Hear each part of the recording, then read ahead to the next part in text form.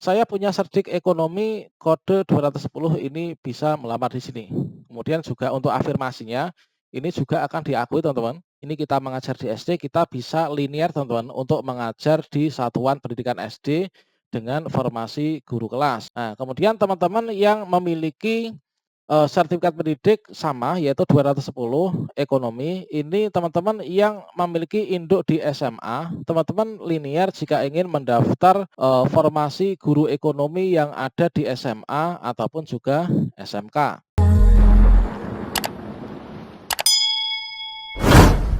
Bagi sobat-sobat calon guru yang mendapatkan hasil seperti ini, hasil prasanggah menyatakan Anda lolos P3K Guru, maka teman-teman nanti tinggal menunggu hasil sanggah saja, maka teman-teman akan melakukan pemberkasan.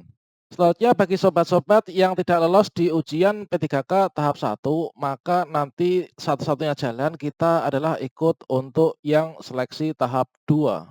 Kita pantau di akun SSCASN kita masing-masing, nanti jika sudah ada jadwal untuk memilih formasi yang tahap 2, maka kita tinggal pilih saja.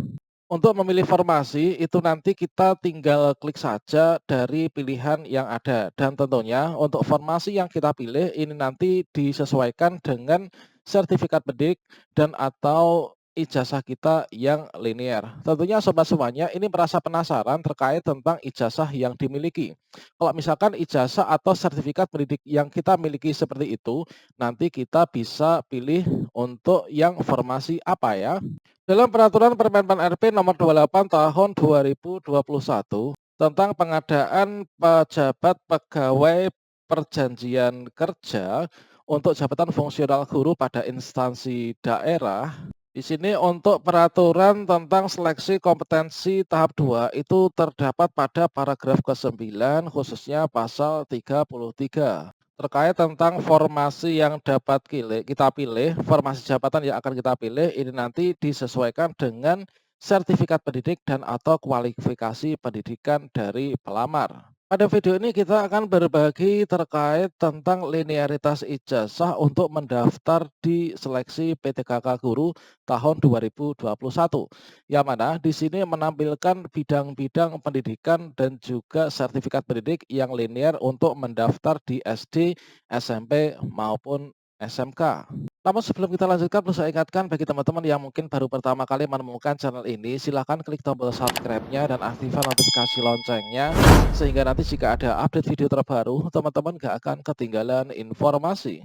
Baiklah sobat-sobat semuanya, bagi kalian yang ingin mengunduh atau mendownload untuk surat edaran yang mengatur tentang linearitas ijazah yang digunakan untuk mendaftar P3K Guru tahun 2021, maka di sini silakan teman-teman di bagian pencarian ini ketikkan saja yaitu kata kunci seperti ini ya. Linearitas ijazah P3K Guru Mariadi.com. Kemudian teman-teman bisa enter. Kemudian di sini bagian yang paling atas teman-teman yaitu www.mariadi.com yang judulnya linearitas ijazah pendaftaran P3K 2021. Kita bisa klik di sini. Kemudian kita bisa scroll ke bawah. Maka di sini ada download SK Dirjen P3K. Kemudian teman-teman bisa klik di sini. Maka kita akan diarahkan menuju ke Google Drive. Setelah muncul tampilan ini, teman-teman silahkan saja di sini klik tombol unduh ini ya. Maka teman-teman sudah berhasil mengunduh SK Dirjen P3K.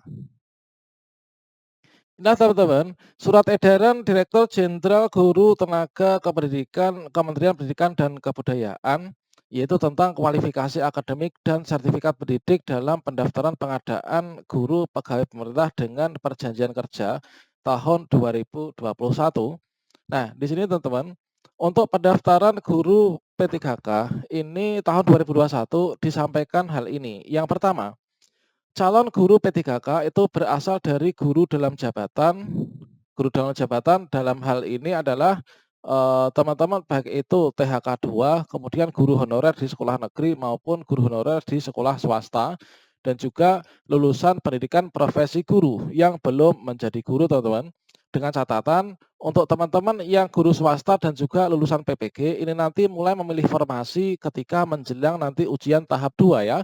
Sebenarnya kemarin itu dijadwalkan mulai tanggal 24 Oktober ini kita sudah bisa memilih formasi, dikarenakan untuk pengumuman hasil sanggah masih ditunda, maka itu juga ditunda teman-teman, dan kita pantau bersama di akun SSC ASN masing-masing. Calon guru P3K harus memiliki kualifikasi akademik sarjana S1, diploma 4 atau diploma 4, dan atau sertifikat pendidik. Calon guru P3K mendaftar sesuai dengan sertifikat pendidiknya. Apabila calon guru P3K tidak memiliki sertifikat pendidik, maka mendaftar sesuai dengan kualifikasi akademiknya. Daftar kualifikasi akademik dan sertifikat pendidik untuk mengisi bidang tugas mata pelajaran yang akan diampu oleh guru P3K tercantum pada lampiran surat Direktorat Jenderal ini. Nah, sekarang teman-teman kita bisa scroll ke bawah. Nah, terkait tentang lampiran surat edaran. Nah, di sini teman-teman bisa cek bersama terkait tentang ijazah dan juga sertifikat pendidik kita, dan kita bisa melamar di satuan pendidikan yang mana. Nah, ini teman-teman, mungkin bagi teman-teman yang masih bingung ya terkait tentang linearitas ijazah. Nah, di sini adalah untuk kolom program studi atau ijazah S1 atau D4. Kemudian di sini kode-kode bidang studi untuk sertifikasi, teman-teman. Jadi untuk pendaftaran P3K guru itu didasarkan, yang pertama itu didasarkan pada sertifikat pendidik yang kita miliki. Kalau misalkan kita tidak memiliki sertifikat pendidik, maka kita akan didasarkan pada ijazah yang kita miliki. Dan tentunya ijazah yang kita miliki ini harus sudah S1 ya, atau sarjana, bukan D3 ataupun D2, teman-teman. Oke, seperti ini. Kemudian di sini untuk kolom satuan pendidikan, kemudian di sini adalah untuk bidang studi mata pelajaran. Misalkan seperti ini, saya memiliki ijazah S1, yaitu ijazah saya S1 ini adalah administrasi. Nah, ini meskipun saya nggak memiliki sertifikat pendidik, dengan ijazah administrasi, maka saya bisa melamar yaitu formasi jabatan di satuan pendidikan SMK dengan bidang studi atau mata pelajaran formasi yang ada, yaitu otomatisasi dan tata kelola perkantoran, teman-teman. Nah, ini misalkan saya punya administrasi bisnis. Nah, ini meskipun saya nggak punya sertifikat pendidik, dengan ijazah yang saya miliki ini saya bisa melamar formasi SMA untuk jabatan yaitu guru ekonomi. Sebaliknya juga kalau misalkan di sini saya ijazahnya mungkin entah apapun itu, tapi saya ketika mendaftar itu memiliki sertifikat pendidik. Nah, sertifikat pendidik yang saya miliki ini adalah akuntansi ya. Misalkan saya memiliki sertifikat akuntansi, maka saya bisa melamar untuk satuan pendidikan di SMA, kemudian untuk guru ekonomi, teman-teman. Nah, di sini dengan kode-kode bidang sertifikasi akuntansi 540 ini bisa melamar di SMK, bisa juga di SMA, bisa juga di sini di SMP, teman-teman. Kalau misalkan di SMK ini bisa akuntansi dan keuangan lembaga, perbankan keuangan mikro, perbankan syariah. Kalau formasi SMP yang saya lamar, misalkan dapat di saya SMP, saya melamar menjadi guru SMP. Itu adalah saya dengan sertifikat pendidik akuntansi 540, saya bisa melamar formasi SMP untuk di sini jabatan ilmu pengetahuan sosial atau menjadi guru IPS, teman-teman. Nah, ini adalah seperti itu. Kemudian di sini kita cek untuk bagian guru kelas. Nah, di sini untuk formasi guru kelas, nah formasi bidang studi mata pelajaran guru kelas SD untuk satuan pendidikan SD, ini bisa dilamar oleh teman-teman yang memiliki pendidikan, yaitu bidang studi sertifikasi PPKN, teman-teman. Nah, kita memiliki ijazah PPKN, ini bisa melamar menjadi guru kelas SD. Begitu juga di sini kita nggak punya serdik PKN, kita punya ijazah administrasi negara, ini kita bisa melamar guru kelas SD. Nah, ini teman-teman. Kemudian berikutnya di sini juga untuk PKN itu juga bisa melamar untuk satuan pendidikan, di sini adalah SMK ya. Nah, SMK untuk guru PKN, kemudian juga untuk SMP. Nah, ini kita cek-cek lagi terkait dengan misalkan guru kelas SD, teman-teman. Nah, di sini guru kelas SD ini di Satuan Pendidikan SD, saya punya Cerdik Ekonomi kode 210 ini bisa melamar di sini. Kemudian juga untuk afirmasinya, ini juga akan diakui teman-teman, karena disesuaikan, dengan afirmasi itu adalah, yang memiliki sertifikat pendidik itu nanti, mendapatkan afirmasi 100% ya. Nah, jadi di sini teman-teman, di sini misalkan untuk yang bisa melamar di SD lagi misalkan guru kelas SD, ini adalah sertifikat pendidik, ekonomi 210 atau juga kalau nggak punya sertik ini kita memiliki ijazah S1 akuntansi, ini kita mengajar di SD, kita bisa linear teman-teman untuk mengajar di satuan pendidikan SD dengan formasi guru kelas. Nah, kemudian teman-teman yang memiliki, sertifikat pendidik sama yaitu 210 ekonomi, ini teman-teman yang memiliki induk di SMA, teman-teman linear jika ingin mendaftar, formasi guru ekonomi yang ada di SMA ataupun juga SMK.